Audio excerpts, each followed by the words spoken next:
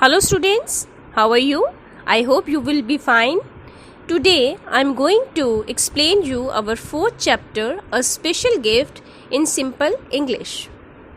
Now first of all, I'll give you an introduction of this chapter. This story is taken from the novel Little Women. It is an interesting story. It is about the March family. There are 6 members in the March family. Mr. March himself, his wife, Mrs. March, and their 4 daughters, Meg, Jo, Beth, and Amy. Christmas Day is coming, and at the occasion of Christmas, all the 4 sisters got gifts. Besides these gifts, they also got another gift, which was very special for them. What was that gift, and why was that gift so special for them? To know the answers of these questions, we have to read the story. Now, let's begin the story. Little Women is a delightful story about the March sisters, Meg, Jo, Beth, and Amy. Little Women, I have told you that this story is taken from the novel Little Women. It is a delightful story. It is an interesting story. It is a pleasant story about the 4 March sisters. Who were the March sisters? Meg, Jo, Beth, and Amy. In the excerpt, we read about how the March family find time for joy and thanksgiving despite their problems and celebrate a joyous Christmas. In this story, we come to know about the March family, who is having many problems in their life, many difficulties in their life, but in spite of those difficulties, how they find time for celebrating Christmas, how they celebrate a wonderful Christmas, a happy Christmas. As Christmas neared, there was an air of excitement in the house, as if this was going to be an unusually happy Christmas for all of them. As the Christmas day was approaching, their excitement was increasing. The excitement of March family was increasing. They were excited because they were expecting some favorite gifts on Christmas. They were excited about what they would do on this day. They were busy making plans for the day. So, there was an air of excitement in the house. They were so much excited about the Christmas, as if this coming Christmas was going to be the best Christmas for all of them. Jo and Laurie, their next door neighbor, ran about mysteriously and could be heard laughing beyond the hedge. Laurie was March family's neighbor. He was their next door neighbor, and hedge is the boundary made of bushes. So, Jo and Laurie both were running mysteriously. Actually, they were making a plan to surprise the family. March family could hear their laughing. The family knew that both Jo and Laurie were doing something, but they didn't know what. Now the next page.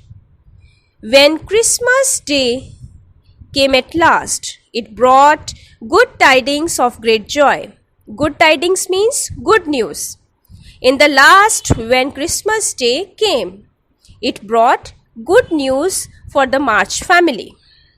Mr. March had written that he would soon be with them, while Beth felt well enough to sit by the window, wrapped in the bright red shawl mother had gifted her.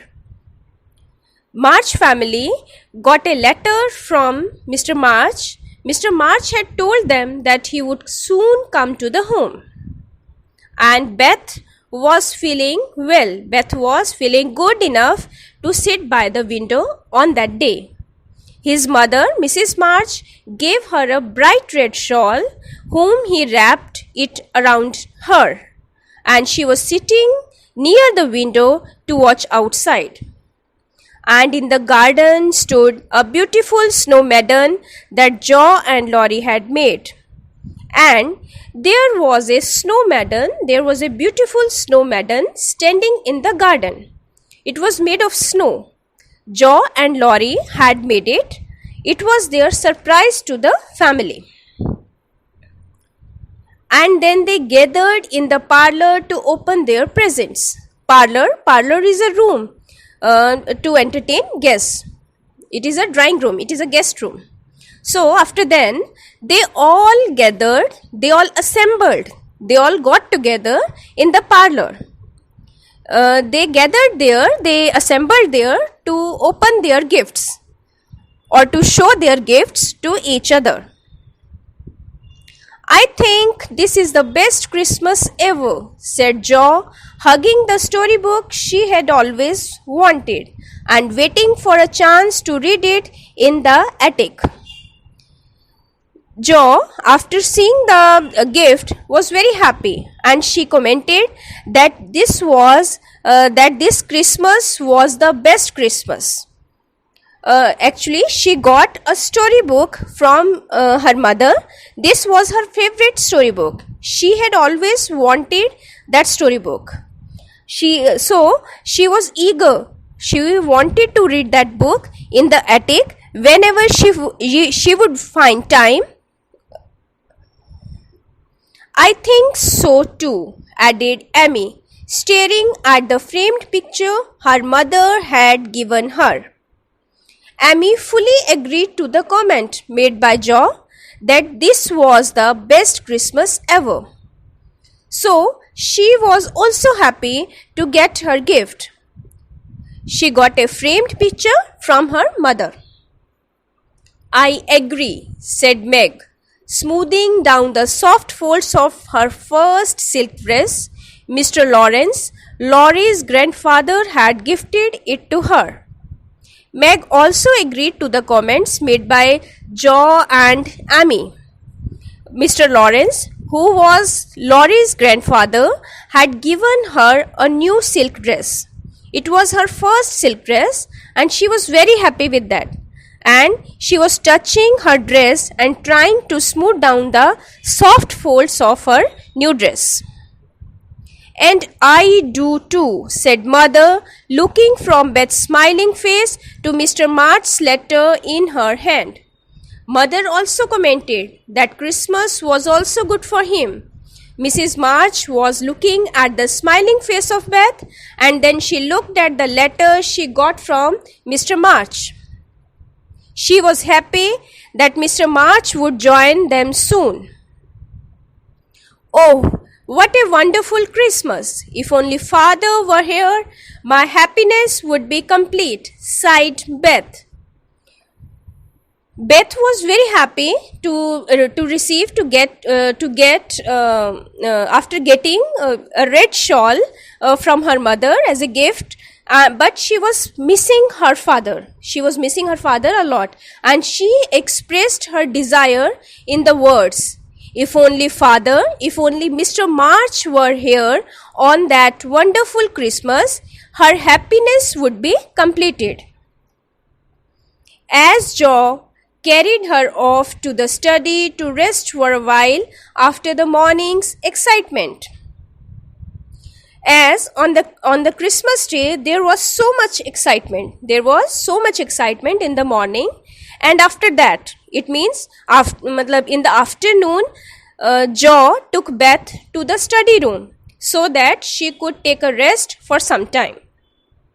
Sometimes in this work-a-day world, things do happen as they do in the storybooks, and what a comfort it is. Work-a-day means ordinary, not unusual.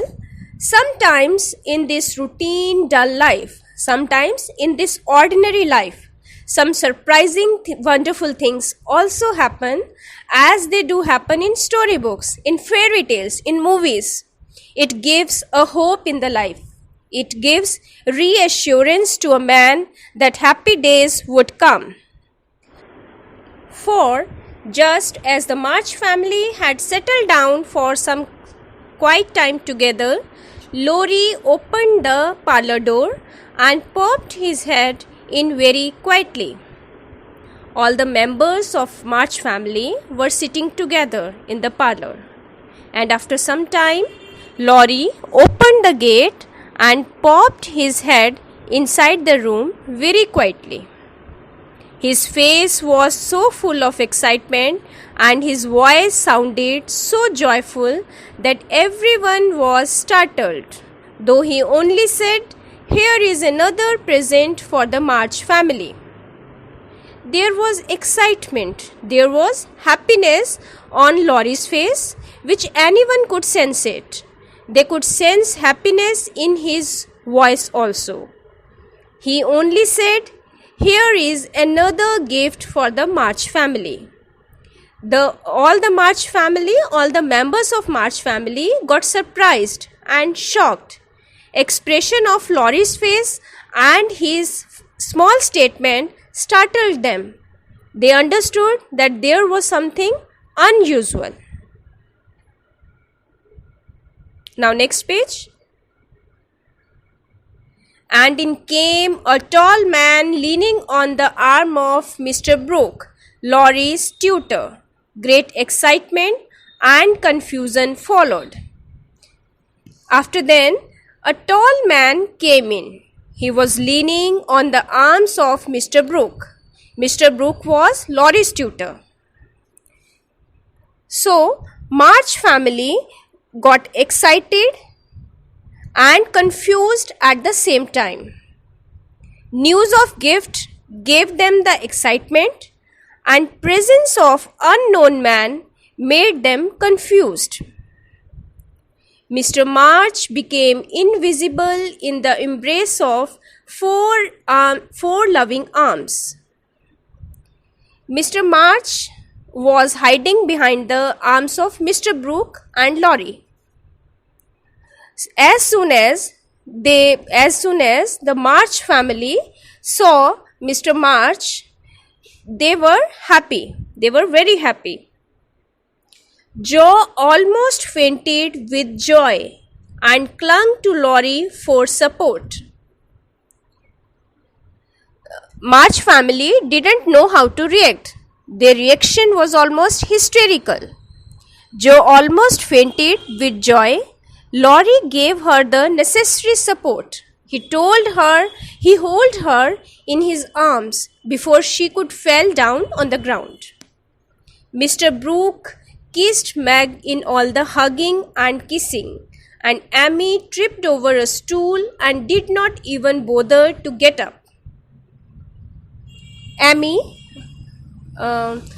Mr. Brooke, who was Laurie's tutor, hugged and kissed Meg.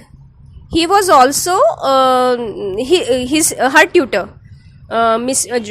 Meg was the student of Mr. Brooke. So Mr. Brooke hugged and kissed Meg, and Amy ran for his father, but she tripped over a stool. She did not even try to get up. She caught the legs of her father. She hugged her father's legs and wept for joy. She did not try to get up. She caught the legs of her father, and tears of joy started rolling down on her cheeks. But Mrs. March was the first to recover. She held up her hand with a warning, "Hush, remember Beth." Mrs. March was the first one who became aware of the situation surrounding her. She warned the other members of the family to keep quiet, otherwise they would disturb the Beth, who was sleeping in the study room. But it was too late. The door of the study flew open and a pale girl in a red shawl flew straight into her father's arms. But that warning was too late. Beth was already on the gate. On seeing her father, she ran towards her father and hugged him. Joy had given strength to her wobbly legs. Mr. March settled down on the big chair. Her heart was filled with happiness. Beth ran towards her father and hugged him. She did not care about the weakness her legs had. Joy gave her legs the necessary strength to run. Mr. March sat down on a big chair. He was very happy to join his family. When fine weather came and the doctor said I could go home, I longed to be with you for Christmas and told Brooke I would like to surprise you. He said, Mr. March said that weather was fine, when weather was good, doctor asked me to go home if I wanted, and I was missing you all, so I wanted to celebrate this Christmas with you, with my family. I wanted to surprise you. I involved Mr. Brooke in my plan. I couldn't have been here if he hadn't seen to the travel arrangements, said Mr. March, happy to be with his family again. Mr. Brooke made the necessary arrangements so that I could come here. We should thank Mr. Brooke for that help.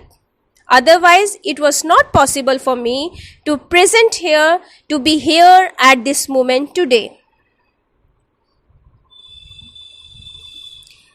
What a great lunch they had after that.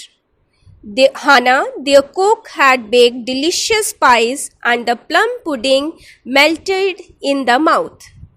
After that, they all had a great lunch. They all had a delicious lunch. Hannah, their cook, had baked delicious pies and plum pudding. That plum pudding got melted in the mouth. Mr. Lawrence, Laurie, and Mr. Brooke also joined them. March family, Laurie and his grandfather, Lawrence, and his tutor, Brooke, they all had lunch together. Of course, it was a great lunch. Laurie had planned a sleigh ride in the afternoon, but the girls would not leave their father. Laurie had made a plan. He would take the girls for sleigh ride after the lunch. But the girls were not ready to leave their father. They wanted to talk with their father. So the guests left early and the family sat together around the fire. So the guests understood the situation and they left early so that March family could talk comfortably with each other. The March family sat together around the fire and started talking with each other. Just a year ago, we were groaning over a sad Christmas without father. Do you remember? Asked Joe. Joe said that on last Christmas, they were very sad as father was not there. It's been quite a pleasant year on the whole, said Meg, smiling at the father. But Meg commented, no, I don't agree she doesn't agree with Joe. It's been quite a pleasant year. I think we have had a bad year that's ended well, observed Amy. Amy said that actually we had a bad year, but it has ended well. Because father is at home. I'm glad it's over and we have got you back, father, whispered Beth as she sat on her father's legs. Beth was sitting on her father's knee.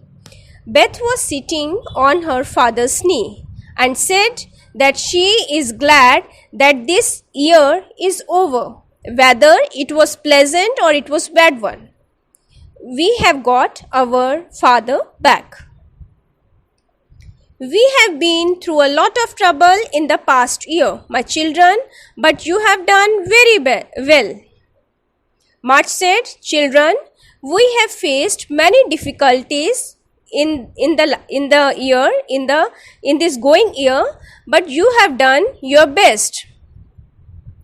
You have been a great support to mother, and I want to thank you for it, said Mr. March, looking with fatherly satisfaction at the 4 young faces gathered around him.